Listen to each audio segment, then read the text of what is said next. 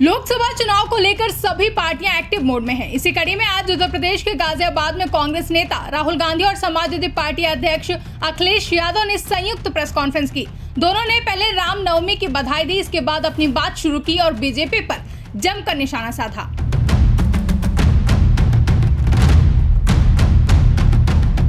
लोकसभा चुनाव के पहले आखिरकार राहुल गांधी और अखिलेश यादव ने एक साथ प्रेस कॉन्फ्रेंस की और इलेक्टोरल बॉन्ड को लेकर बीजेपी पर जमकर हमला बोला। इस दौरान कांग्रेस सांसद राहुल गांधी ने कहा कि एक तरफ आरएसएस और भाजपा लोकतंत्र को खत्म करने की कोशिश कर रही है, तो वहीं दूसरी तरफ कांग्रेस संविधान को बचाने की कोशिश कर रही है।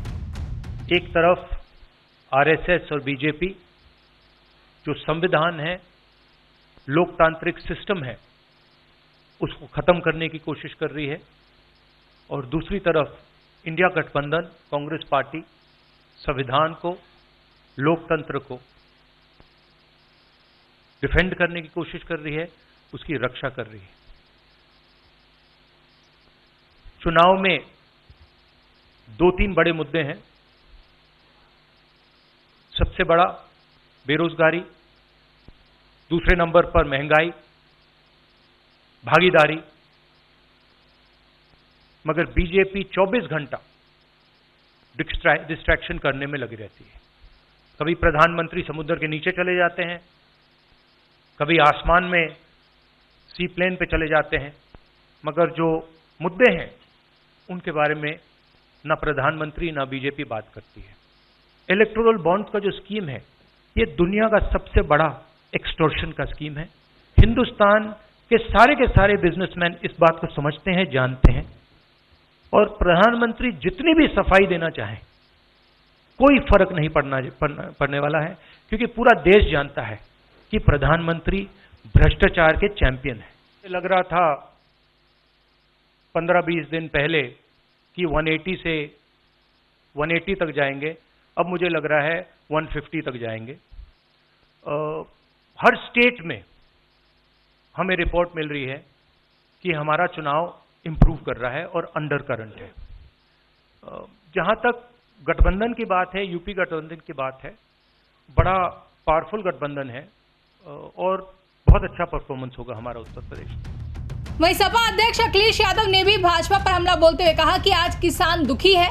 भारतीय जनता पार्टी की हर बातें झूठी निकली हैं, जो विकास के सपने दिखाए थे वो भी अधूरे हैं। आप भी सुनिए।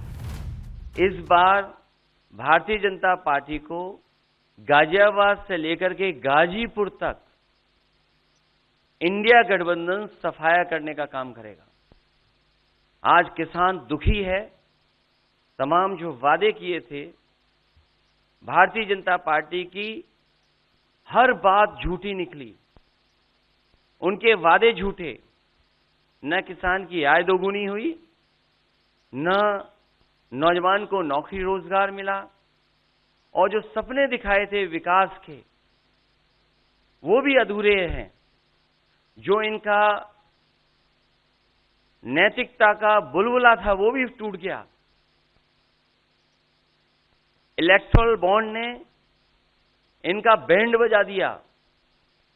भारतीय जनता पार्टी सभी भ्रष्टाचारियों का गोदाम बन गई। इनका एक ही नारा है, झूठ बोलने का और लूटने का। लूट और झूठ भारतीय जनता पार्टी की पहचान बन गई है। पेपर लीक कितने हुए हैं?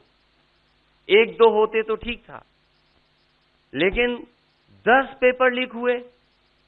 और मैंने कई मौकों पर वो बात बताई कि अगर एक परिवार के हम केवल 3 सदस्यों को मान लें, जिस व्यक्ति ने परीक्षा लिखने की तैयारी की, जो परीक्षा नहीं दे पाया पेपर लीक के कारण, और उसके माँ बाप को अगर हम जोड़ लें, तो ऐसे 60 लाख नौजवान हैं। 60 लाख नौजवानों का भविष्य अंधकार में डाल दिया। और अगर 60 लाख का गुणा करें हम 3 से, 1 करोड़ 80 लाख, और 1 करोड़ 80 लाख को अगर हम डिवाइड कर दें 80 लोकसभाओं से, तो भारतीय जनता पार्टी का 2,25,000 वोट हर लोकसभा में कम हुआ है। इसलिए